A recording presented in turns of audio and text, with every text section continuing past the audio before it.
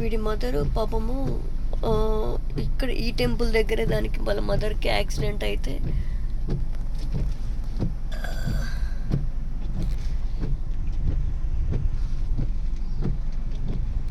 ఈ టెంపుల్ దగ్గరే వాళ్ళ మదరు వీడి ఫ్యామిలీ ఈ డాగ్ ఉండేది.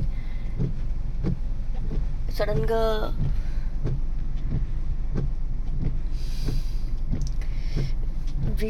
వీడి ఫ్యామిలీ ఈ టెంపుల్ దగ్గరే ఉండేవాళ్ళు. అది ఇక్కడ బీరప్ప టెంపుల్ దగ్గర సెలబ్రేషన్స్ ఎవ్రీ 11 yearsకి అవుతుంది. ఆ టైంలో వాళ్ళ మదర్కి ఎవరో కార్ ఎక్కిచ్చేసి 2 కాళ్ళు యాక్సిడెంట్ చేస్తే నేను మాకు కనిపించి మేము తీసుకెళ్ళి ట్రీట్మెంట్ చేసి తర్వాత అది ప్రాపర్గా రికవర్ కాకపోయేసరికి ఇంకా వరస్ట్ సిచ్యువేషన్లో మేము యూథనైజ్ చేయాల్సి వచ్చింది. అదే టైం నుంచి అన్ఫార్చునేట్లీ వీడు కనపడటం మానేశాడు. అప్పటి వరకు ఎప్పుడు డైలీ వాళ్ళమ్మ వీడి ఫ్రెండ్స్ అందరు కలిసి నేను పెట్టి ఫుడ్ తినేవాళ్ళు ఈ టెంపుల్ దగ్గరే.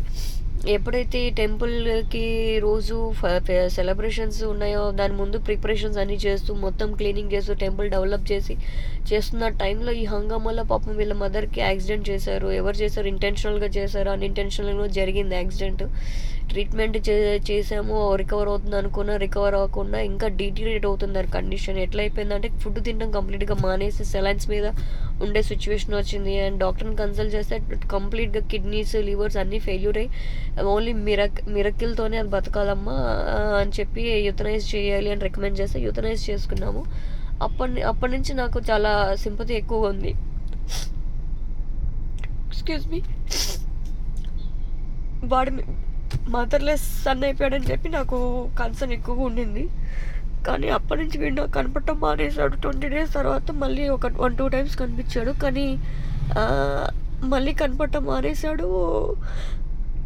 నేను డైలీ హారన్ వేస్తూ వెళ్తాను ఇక్కడి నుంచి వెళ్తున్నప్పుడల్లా.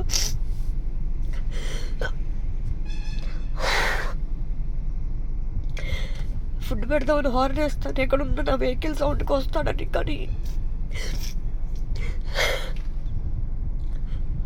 రాలేదు, కనపడలేదు. But today I found him in this condition. So very pathetic అండి. This is the life of an animal lover or an animal activist or a dog lover or animal lover or animal feeder.